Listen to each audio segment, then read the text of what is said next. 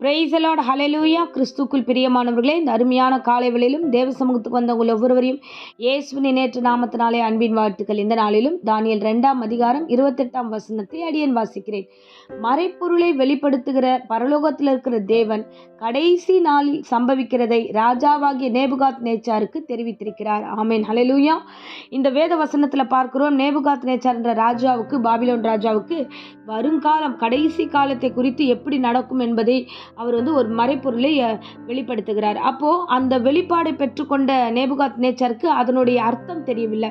தெரியாத போது எல்லாரையும் கூப்பிடுறாரு. அந்த ஊர்ல இருக்கிற எல்லா விதமான மந்திரவாதிகளையும் கூப்பிடுறாரு, ஞானிகளை கூப்பிடுறாங்க, கல்தேரை கூப்பிடுறாங்க, யாரெல்லாம் பெரிய ஞானிகளோ அவங்க எல்லாரையும் கூப்பிடுறாரு.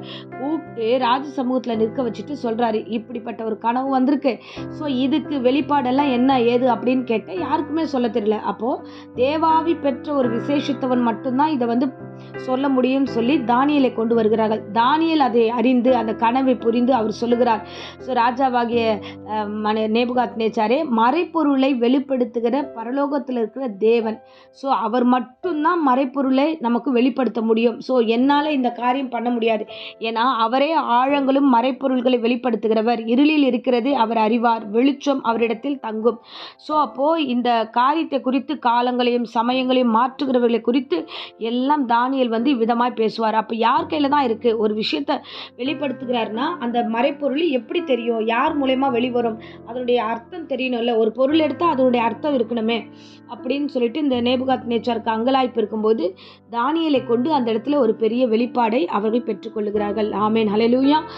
இன்றைக்கு இது நம்முடைய வாழ்க்கையில எடுத்துக்கொள்ளக்கூடிய ஒரு விஷயம் என்ன தெரியுமா? நம்முடைய வாழ்க்கையில நிறைய காரியங்கள் மறைப்பொருளாகவே இருக்கு. என்ன நடக்குதுன்னே தெரியல. நிறைய பேர் சொல்ற வார்த்தை நான் கேட்டிருக்கேன், என் லைஃப்ல ரொம்ப சைலண்டா இருக்கு, அமைதியா இருக்கு, எனக்கு ஒண்ணுமே புரியல, நெக்ஸ்ட் என்ன நடக்க போகுது, என் லைஃப்ல இது என்னவாகும், நான் என்ன ஆக போறேன், இதெல்லாம் எனக்கு ஒரு பயமா இருக்குன்னு சொல்லிட்டு நிறைய பேர் என்னிடத்துல கேட்பது உண்டு. பாருங்க, தேவனாகிய கிறிஸ்து அநேகர் எப்படி நடத்துவார் அப்படின்னா, வெளிப்பாடு கொடுத்து இப்படியெல்லாம் போகணும், இப்படியெல்லாம் செய்யணும்னு சொல்லி வெளிப்பாடு கொடுத்து நடத்துவார். அதே மாதிரி சிலரை வெளிப்பாடே இல்லாம கூட கர்த்தர் நடத்துவார். ஆமேன், ஹல்லேலூயா. ஆதியாகமத்துல நம்ம வாசிக்கிறோம் ஆபிரகாமை குறித்து. ஆதியாகமம் 18:18 நான் செய்ய போகிறதை ஆபிரகாமுக்கு மறைப்பேனோ. ஒரு முக்கியமான விஷயம் நடக்க போகிறது அவங்க ஃபேமிலியில. லோத்துடைய குடும்பம், அவங்களுடைய வம்சம் அழிய போகிறது. அதை காப்பாற்றணும் என்பதற்காக ஒரு ரகசியம், பெரிய ரகசியத்தை இந்த வேளையில ஆபிரகாமுக்கு கர்த்தர் மறைக்காம எல்லாவற்றையும் வெளிப்படுத்துகிறார். அப்போ தேவனாகிய கிறிஸ்து ஆபிரகாம் கிட்ட மறைக்காம எல்லாவற்றையும் சொல்லி லோத்துடைய குடும்பத்தை, தன் சொந்த குடும்பத்தை அவன் காப்பாற்றும்படியான வழிமுறைகளை கர்த்தர் செய்தார். இது ஒரு வழியில நம்ம பார்க்கிறோம். இதுக்கு அடுத்து நம்ம வருகிற யோசேப்பை குறித்து பார்த்தோம்னா, ஆதியாகமம் 37 பார்த்தீங்கன்னா அவருக்கு எந்த வெளிப்பாடுமே கொடுக்கல. அதாவது நீ இப்போ குழியில உங்களை போடுவார்கள், நீ விற்கப்படுவ, நீ அதுக்கப்புறம் சிறைச்சாலைக்கு போகுவ, அதுக்கப்புறம் நீ பெரிய ராஜாவா மாறுவ, அதெல்லாம் எதுவுமே சொல்லல. ஒரு வார்த்தையும் வெளிப்படுத்தவே இல்லை. தரிசனம் வருகிறது, சொப்பனம் வருகிறது, அந்த ஒரு கோடு மட்டும்தான் இருக்கே தவிர மற்றபடி யோசேப்புக்கு கர்த்தர் இவ்வளோ பாடுகளை நீ படப்புகிறாய் என்று ஒன்றுமே சொல்லல. ஆமேன், ஹல்லேலூயா. யோசேப்பை கர்த்தர் எப்படி நடத்தினார்? முடிவில் பார்த்தீங்கன்னா அந்த எகிப்து தேசத்துக்கு முழுவதுக்கும் அதிகாரியாய் கர்த்தர் மாற்றினார். ஆமேன், ஹல்லேலூயா.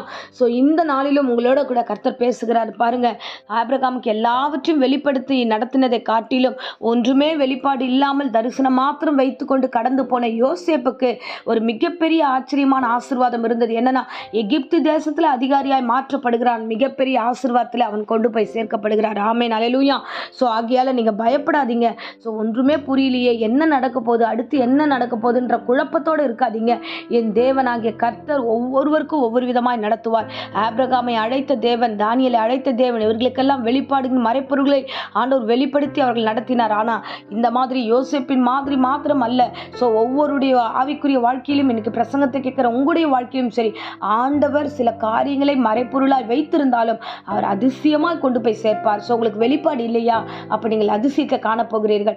மௌனமா இருக்கிறீங்களா? மௌனமா இருக்கிறார் ஆண்டவர். உங்களுக்கு ஒன்றும் புரியாம இருக்கிற சுச்சுவேஷன், அதனால எல்லாவற்றையும் மாற்ற தேவன் ஒருவரால முடியும். உங்க சூழ்நிலைகள் எல்லாம் அவர் மாற்றுவார். தைரியத்தோட போங்க, நீங்கள் அதிசயத்தை காணப்போகிறீர்கள். மறைப்பொருளை வெளிப்படுத்துகிற கர்த்தர் ஒருவர் மாத்திரமே என்பதை மாத்திரம் நீங்கள் அறிந்து கொள்ளுங்கள். நிச்சயமாய் கர்த்தர் உங்கள் வாழ்க்கையில் அற்புதங்களை செய்து ஆசீர்வதிப்பார். ஆசீர்வதிப்பார். ஆமென். இப்பொழுதும் அடியேன் உங்களுக்காக ஜெபிக்கிறேன். அன்பு ரட்சகா, இந்த அருமையான தருணத்துக்காக ஸ்தோத்திரம் ஆண்டவரே. இந்த பிரசங்கத்தை கேட்ட ஒவ்வொரு பிள்ளைகளையும் நீர் ஆசீர்வதிப்பீராக. அப்பா, மறைப்பொருளை வெளிப்படுத்துகிற பரலோகத்தின் தேவனே, உம்மை அல்லாமல் ஒருவரும் இல்லை ஆண்டவரே. நீர் ஒருவரே எங்களுக்கு மறைப்பொருளை வெளிப்படுத்துவீர் ஆண்டவரே. யார் யார் வீட்டில் ஆண்டவரே எந்தெந்த காரியங்களோடு போராடி கொண்டிருக்கிறார்களோ எல்லா மறைப்பொருளையும் நீர் வெளிப்படுத்துவீராக, நீர் வெளிப்படுத்துவீராக. ஏசப்பா, உமக்கு ஸ்தோத்திரம். வெளிப்பாடு இல்லாமல் கடந்து போன யோசேப்புக்கு மிகப்பெரிய ஆசீர்வாதம் காத்திருந்தது போல ஆண்டவரே, வெளிப்பாடு இல்லாமல் ஆண்டவரை தவித்து கொண்டிருக்கிறவர்கள் நிச்சயமாகவே ஆண்டவரே அப்பா, இரண்டாவது காரியமாக அவர் பெரிய அதிசயத்தை நீர் செய்ய போகிறீர் என்று விசுவாசத்தோடு அடியேன் ஜெபிக்கிற ராஜா. அப்பா, உமக்கு நன்றி. உம்முடைய பிள்ளைகளை நீர் கைவிடுகிற தேவன் அல்ல அப்பா. நீ போகும் இடமெல்லாம் உன் தேவனாகிய கர்த்தர் உன்னோடு கூட இருப்பார் என்று வேத வசனத்தின்படி ஆண்டவரே மறைப்பொருள் கிடைக்காத பட்சத்தில் ஆண்டவரே கர்த்தாவே நீர் வெளிப்பாடை கொடுத்து ஆண்டவரே அதிசயமா ஆண்டவரே கூட இருந்து வழி நடத்த போகிறீர் ஆண்டவரே. அப்பா, உமக்கு ஸ்தோத்திரம் ஆண்டவரே. ஒவ்வொரு குடும்பத்தாரை ஆசீர்வதிங்க. இந்த ஜெபத்தை கேட்கிற ஒவ்வொரு பிள்ளைகளை ஆசீர்வதிங்க ஆண்டவரே. வீட்டாரை ஆசீர்வதிங்க கர்த்தாவே. எல்லா காரியத்தையும் ஆண்டவரே சாட்சியாய் மகிமையாய் நீர் நடத்தி முடிக்கும்படியாய் தயவாய் ஒப்பு கொடுக்கிறோம். நீர் பெரியவர், பெரிய காரியம் செய்வீர். வருங்காலத்தை குறித்ததான வெளிப்பாடு உம்மிடத்தில் உண்டு என்பதை நாங்கள் விசுவாசிக்கிறோம். அற்புதமும் அதிசயமும் காண செய்து வழிநடத்தும். பயம்புறுத்துகிற எல்லா பயத்தின் ஆவி இயேசு நாமத்தில் சபித்து பாதாத்தில் கட்டுகிறேன் கர்த்தாவே. நீர் ஆண்டவரே அப்பா, உம்முடைய பிள்ளைகளை உள்ளங்கையில் மறைத்து கொண்டு வழிநடத்துவீராக. ஆசீர்வதியும். இப்போதும் வியாதியோடு பலவீனத்தோடு யாராகிலும் இந்த பிரசங்கத்தை கேட்டுக்கொண்டுதான் பூரண சுகமும் ஆரோக்கியமும் உண்டாகட்டும் கர்த்தாவே. நீர் ஆசீர்வதித்து வழிநடத்துவீராக. இயேசுவின் நாமத்தில் ஜெபித்து ஒவ்வொருவரையும் ஒப்புக் கொடுக்கிறேன் ஜீவனுள்ள நல்ல பிதாவே. ஆமேன்.